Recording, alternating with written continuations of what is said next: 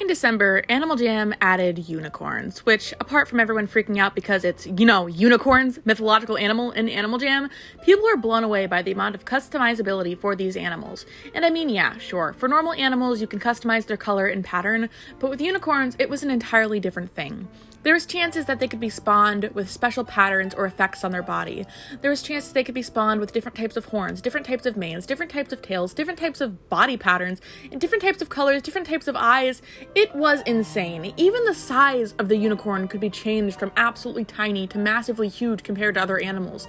It was nuts, and I'm not surprised that it's taking this long for Animal Jam to release another mythological animal, especially if these other mythological animals will be as customizable as the unicorns.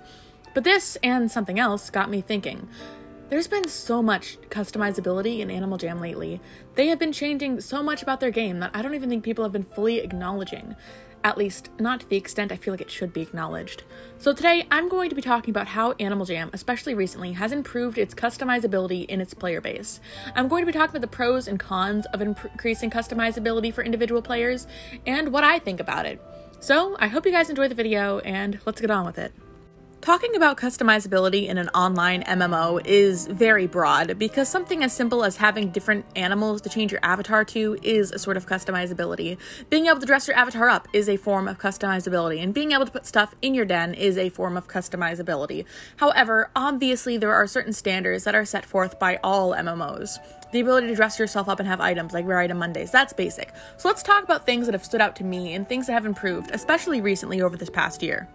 The absolute classic one that comes to mind is masterpieces. Back in Animal Jam's heyday of the 2010s, masterpieces were the main way that people expressed themselves on Animal Jam. Yeah, sure, you could dress yourself up, but clothing items, despite being a vast variety, were generally limited because only certain items looked very good on certain animals, and considering the fact that players only used certain animals that had access to certain trading areas or, made you look popular, the outfits that people used were kind of very samey. People almost always use the fox or the Arctic wolf, with the same emo outfit rocking nutcracker boots, black and white spikes, and, rocker hair. But it was with masterpieces that you could really make your mark on the Animal Jam world. So long as everything you drew was appropriate, you could draw anything you'd quite like. You could draw stuff from video games, movies, your OCs, your personas, your outfits, little messages to other players, and it allowed people to put their own real personal touch onto their dens or gift it to their friends. And Animal Jam only went further with this when they added master blocks, the ability to make your own den items or little statues, and master tracks, the ability to make your own music. That is where Animal Jam, in my opinion, started to take a turn towards player customizability. And I love it. I especially love the ability to do master tracks because if you really like music like I do, and I love Tally Hall, I can now play Tally Hall in my own den. You could show off a little bit of yourself as a person, a little bit of your music taste, a little bit of your fashion sense by making items that maybe Animal Jam wouldn't make, like gothic furniture or stuff from Sanrio. You could really show yourself off with these, so I love Masterworks. And I feel like it is with Master Blocks and Master Tracks specifically, since they weren't there from the beginning, that Animal Jam started to turn towards customizability. But this last year, things really took a drastic change, with stuff like name tags, which you can get by completing missions, which allowed you to change your name tag from everyone having the same exact color to being a different color. Doing certain missions and completing certain in-game tasks could allow you to have a purple name tag, or a pink one, or a blue one, or a green one, or even, if you worked hard enough, a black one with a rainbow border. You could put little icons on your name tag from completing different missions, or you could have your own pack crest on it, or your level. Or either you could have nothing. You could have just your name on the tag. It was, in my opinion, a really good start for what happened in this past year on Animal Jam. And while it was set behind membership only, I think that it was a good sign of what was to come. And what came next was clothing potions. Clothing potions are a bit tacky, in my opinion.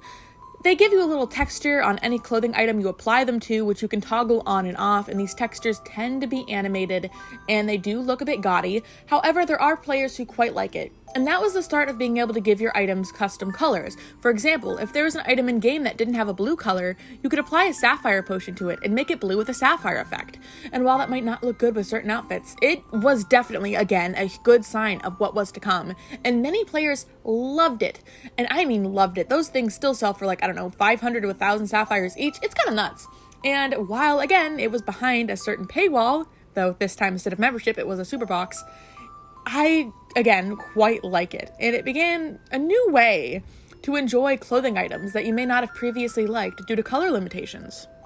And on the topic of potions, they then added eye-swapped potions for your pets, specifically that being token pets.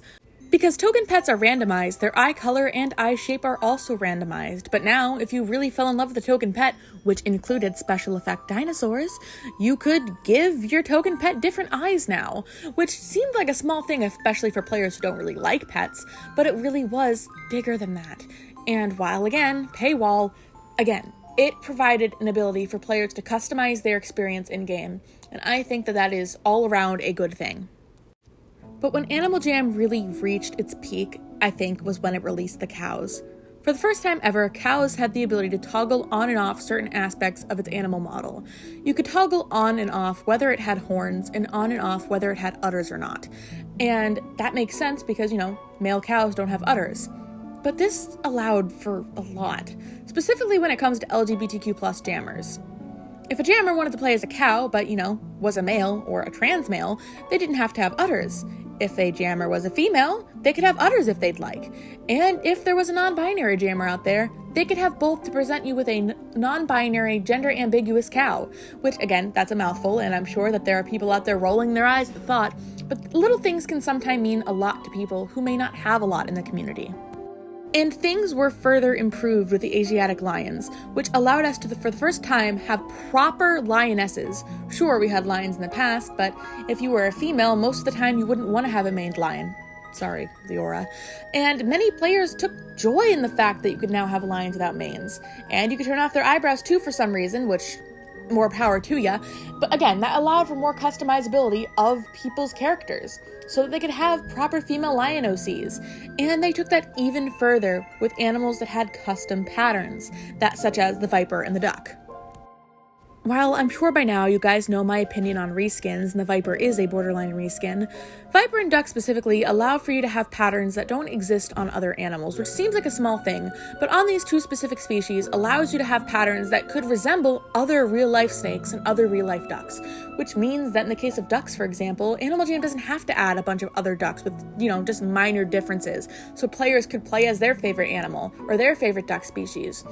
And I think that's incredible, but even that does not hold a candle to what happened in October. In October, dark side and light side chests became a thing that you could purchase by playing a minigame, and these gave you one random in-game clothing item, apart from alpha clothing items. Except, rather than being normal, these clothing items had a special texture applied to them, the dark side or the light side texture respectively, which gave you either a glowy or a little shadowy effect with a certain underlying color tone, which does look a bit wonky in a lot of cases, but set the foundation for party favor potions. Party favor potions were much of the same, where using one got you a random item, or everyone in your room a random clothing item, but instead of having a shadowy or light side effect, it just gave you a recolored item, randomized colors, for any clothing item in-game. That is game-changing. And while I think it was a gradual thing that happened over time, I think this really marked a spot in Animal Jam's history where how people customize their characters changed permanently. Now players could have the same exact clothing items but have entirely separate outfits because of just little minor changes in colors.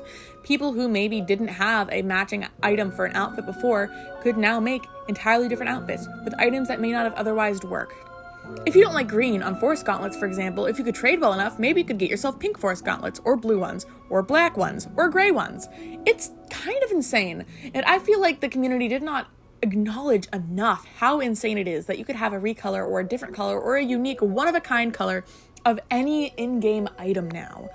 And I love what it's done for the community.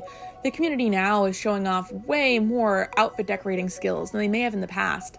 Gone are the days of the emo Arctic wolves everywhere. And while they still do exist, it's pretty insane the amount of creativity that I'm seeing in the game now. And for that, I'm really excited.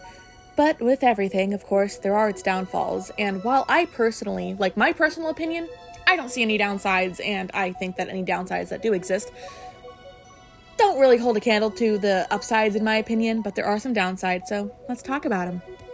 For starters, people don't like that a lot of these are behind paywalls, be it through, the premium shop, or super boxes, or even membership exclusive stuff. And I can see that. I can understand the frustration because paywalls suck, and I don't often like paying for things either, and I tend to trade for it even though I don't like trading. But it does make these customizability things more limited to players who are free to play or non-member. And I understand your frustration. I'm not going to discount that at all because that is a very valid frustration or irritation to have. But that's not the only thing that people are complaining about. Another big thing is the economy. Specifically with party items, the economy has kind of changed quite a bit because party items are very unstable. There are certain party items that are very sought after, especially if they have desirable colors. But the thing is that people's opinions and collectors who are looking for certain items are always changing, which means that the rarity of party items are unable to be tracked, period, which results in some debates as to whether some players are willing to accept party items in trades or not, which can make you getting a very rare party item difficult to trade away simply because there is a stigma around party favor items. There could be a one-of-a-kind in-game party forest, for example, that has a specific shade of purple that doesn't exist on anybody else's account, but people won't offer for it because they're just afraid of getting stuck with it. And lastly, people say that the way that these items, this customizability has changed for players, it doesn't feel like Animal Jam anymore to some people.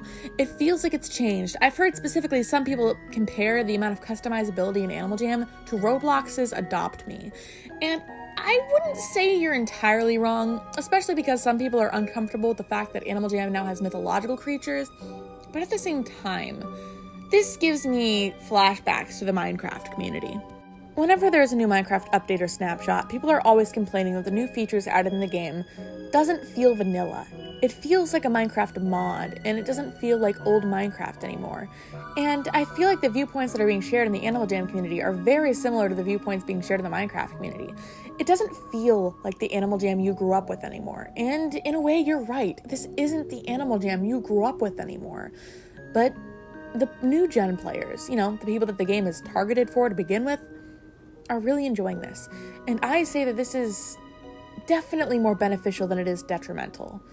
Yes, it feels different, but I don't feel like it doesn't feel genuine. I understand when people say that the community seems money hungry, and I don't disagree. But at the same time, I think that players can get a little bit more enjoyment out of the game that they may not have previously. And even if that just is in self-expression.